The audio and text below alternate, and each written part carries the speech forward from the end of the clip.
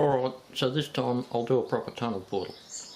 As you can see, I've cut that piece of timber in there, which is going to be the portal, to a nice curved shape, and cut a couple of side pieces here as retaining walls, and we're going to cover this one with bricks. So we're going to cover this tunnel portal and its side walls with bricks, and there's a few alternatives that you've got when you want to cover things with bricks. You can go for stuff like this, which is printed on paper. There come various sorts of things for making brick walls and such like, made like super quick. I don't even know whether they still exist, but I bought these years ago. So you can just glue them on. And what we're going to do though today is I'm going to cover them in little plaster moulded bricks, something like that. These are made by pouring plaster into all these little wonderful little rubber moulds that I bought a whole set of some years ago, and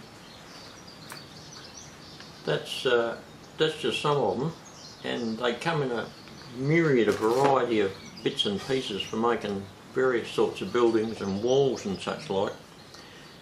And you've got those coarse bricks that would be used like in stones in castles and retaining walls and such things like that. They've also got logs for making log cabins, and also ones for making little fine bricks that you could build little normal houses out of, little house size bricks like that.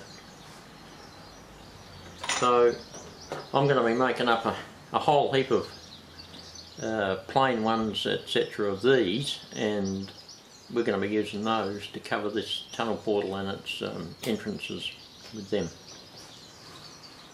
I forgot to mention before that the other option of making brick tunnel portals is with these plastic ones that are already moulded.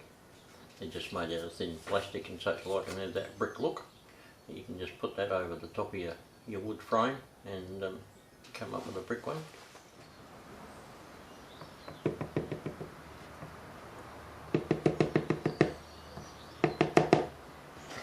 just have a little bit of plaster made up. So we can do this one and other little bits that we need with the spare left over. But these little moulds take a surprisingly small amount of plaster to fill them up, so you don't need to mix up very much at all in one hit.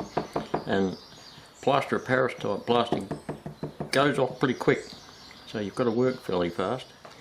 Right, once we've got some plaster in, we need to flatten it out so we haven't got big heaps of spare. A piece of wood does the job just nicely. Run it down that way once. You see you've got a whole heap of spare on there. So if you need to, pop a bit back in any holes. But with the spare, put it in your very last mould that you want the spare stuff to go in. Because all these little moulds all come in handy down the track at one stage or another. So we'll do that to all of them and then let it set. Forgot to mention it doesn't hurt to go across the other way too, like that, and it usually cleans them up pretty good. I found that you can use one of these gadgets which they use for smoothing off the joints on plaster joints on walls. That'll do the trick as well. So if you got one of them, use that, or if not, a piece of wood. Right, now we've let these set, and the trick is to get them out of their moulds while they're still a bit damp, because it'll be a lot easier.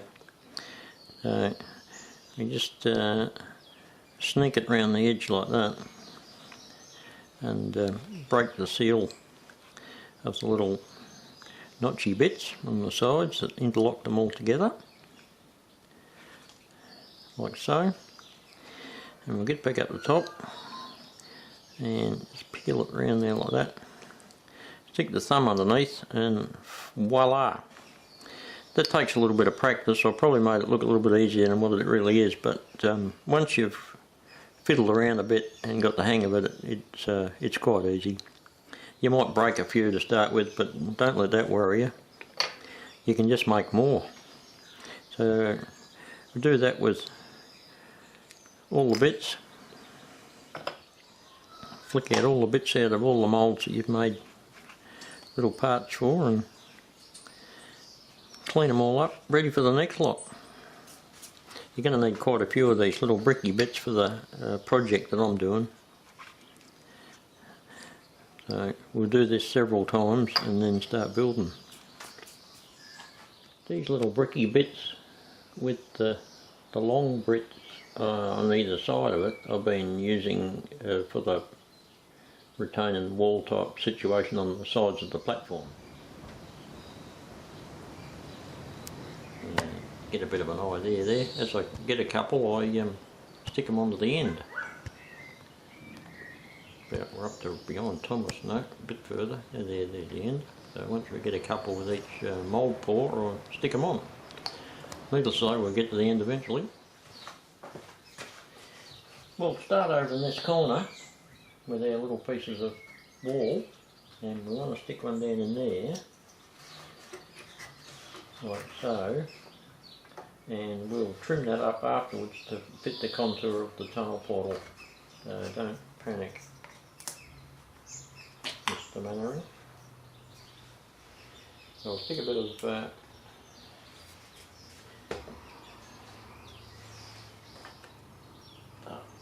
high-grade woodworking glue in there. Put that roughly in position. Get our bit that's going to go across the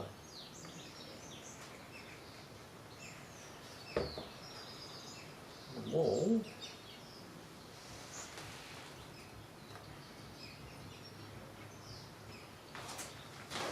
And interlock that in to that one, like so. We don't have to worry too much about little gaps because they'll all get filled up later when we start to detail the wall.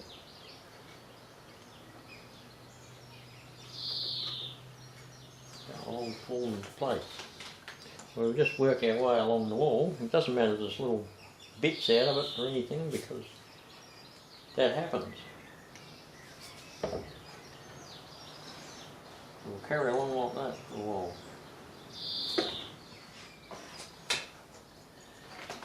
We're using our little supply of pieces that have dried out. The damp ones we just took out of the moulds, we won't use them yet. We'll leave them to dry out for a day or so.